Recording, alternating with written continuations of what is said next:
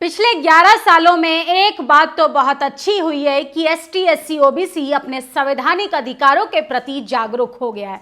वो बहुजन जिसके कंधों पर घंटा बजाने की जिम्मेदारी थमाई गई थी, वो बहुजन जिसके कंधों पर धर्म का पोटला रख दिया गया था, अब सोचिए अब बहुजन समाज जागरूक होते होते अब वो अपने संवैधानिक अधिकारों की मांग कर रहा है। लेकिन देश का कास्टिस्ट मीडिया ये तस्वीरें आपको नहीं दिखाएगा, क्योंकि वो उसी की भाषा बोलेगा जहां से उसको पैसे मिलेंगे। इस देश में सबसे ज्यादा अगर कोई कास्टिस्ट है तो वो मीडिया का चरित्र है। सोचिए अगर मीडिया सही से काम किया होता तो आज देश में इस तरीके की तस्वीरें देखने के लिए नहीं मिलती कि देश में मीडिया की भी जाति हो गई है। सोचिए संविधान की बात करने वाले बहुजन पत्रकार, संविधान के खिलाफ बात करने वाले तमाम मेन स्ट्रीम मीडिया जिसको कहा जाता है, असल में वही कास्टिस्ट मीडिया है।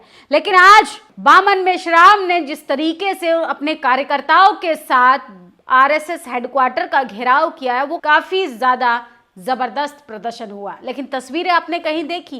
क्योंकि आप मेन स्ट्रीम जगह पर है ही नहीं, आपके पास पावर है ही नहीं। क्योंकि जिनके पास पावर है, जिनके पास सब कुछ है, असल में वही लोग कलम कसाई बने हुए हैं। सोचिए भीड़ देखते जाइए, जहां जहां तक आपकी नजरें जाएंगी जनता का हुजूम आपको दिखेगा। और सोचिए भारत के संविधान और लोकतंत्र की रक्षा के लिए ये सड़कों पर आकर आंदोलन कर रहे हैं। और तथा आरएसएस बीजेपी के लोगों के द्वारा षड्यंत्र पूर्वक बामसेफ का भारत मुक्ति मोर्चा के राष्ट्रीय अधिवेशन की परमिशन रद्द किए जाने के विरोध में आज 2026 को आरएसएस का मुख्यालय जो कि नागपुर में है उसका घेराव किया गया। सोचिए जनता की संख्या देखिए, किस तरीके से लोग बैनर और डंडा झंडा लेकर आरएसएस के मुख्यालय पहुंचे हैं। और सोचिए जो कहा जाता है इस देश में सबसे बड़ा संगठन आरएसएस है, सोचिए उसका घेराव हो रहा है। इस देश में आप अंदाजा लगाइए कि देश किस ओर लेके जाया जा रहा है, किस तरीके की तस्वीरें बना दी गई हैं हमारे देश में कि आप संविधान की बात करेंगे, कलम की बात करेंगे, किताब की बात करेंगे, आप शिक्षा की बात करेंगे, संविधान की बात करेंगे, लोकतंत्र की बात करेंगे तो आप सबसे बड़े देशद्रोही हो जाएंगे। वहीं आप तमाम तरीके के भड़काऊ बयान दीजिए तो सोचिए आपको मंत्री पद तक दे दिया जाता है। ये देश का स्ट्रक्चर है कि किस तरीके से मोनोपोली देश में काम करती है। भारत राष्ट्रीय मुक्ति मोर्चा के राष्ट्रीय अधिवेशन की परमिशन रद्द कर दी गई है, जिसके बाद राष्ट्रीय लेवल पर आज प्रदर्शन हो रहा है। और सोचिए यूजीसी बिल के समर्थन में मुजफ्फरपुर में किस तरीके से विशाल प्रदर्शन हो रहा है। और मात्र 4% लोग सड़कों पर आकर नारेबाजी करते हैं, प्रधानमंत्री का पुतला जला देते हैं, तो मीडिया ग्लोबली हाईलाइट करता है कि मानो इस देश में यूजीसी के खिलाफ एक हवा चल रही है। और जहां जहां यूजीसी के समर्थन में प्रदर्शन हो रहे हैं, जहां जहां बहुजनों का आंदोलन होता है, उस खबर को दबा दिया जाता है।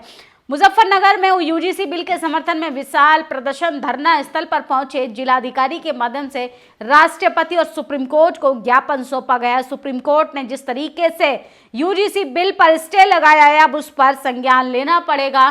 कहीं ना कहीं पानी अफसर से ऊपर जा चुका है। और सोचिए तस्वीरें देखते जाइए, बामन मेश्राम ने अपने कार्यकर्ताओं के साथ संघ का मुख्यालय, संघ का हेडक्वार्टर जो है वो आज घेर लिया। क्योंकि बात अब संविधान के खिलाफ नहीं सुनी जाएगी, बात अब खुलकर लड़ी जाने का समय आ चुका है। और सोचिए किस तरीके से बहुजन नेता हो, प्रवक्ता हो, अभिनेता हो, कार्यकर्ता हो, पत्रकार हो, उनको धमकियां दी जा रही हैं।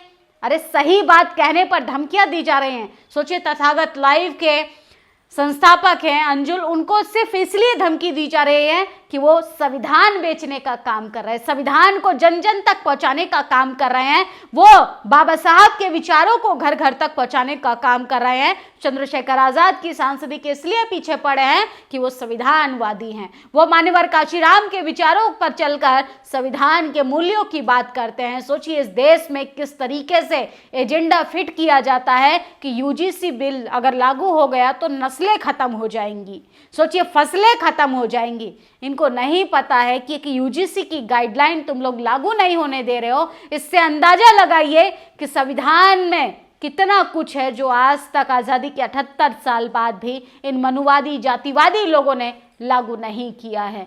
सोचिए, बहुजन समाज अपने अधिकार के लिए भी मारा जा रहा है, उसका शोषण हो रहा है, उस पर मलमूत्र कर दिया जाता है, मलमूत्र तक खिला दिया जाता है, मानव अधिकार हाथ पर हाथ रखकर बैठा रहता है। एक ब्राह्मण समाज की लड़की दिल्ली यूनिवर्सिटी के बाहर जाकर लोगों को प्रवोक करती है, उसके समर्थन में आ जाता है। इससे अंदाजा लगाई किस देश के संस्थानों को चलाने वाले किस जाति के लोग हैं, किस पार्टी के लोग हैं, किस विचारधारा के लोग हैं। दूध का दूध और पानी का पानी हो जाएगा।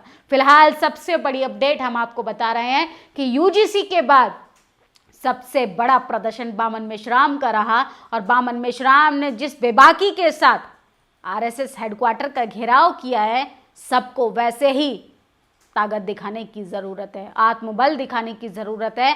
मानसिक गुलामी से निकलकर अपने संवैधानिक मूल्यों के लिए खुलकर संवैधानिक तरीके से बोलने की ज़रूरत है।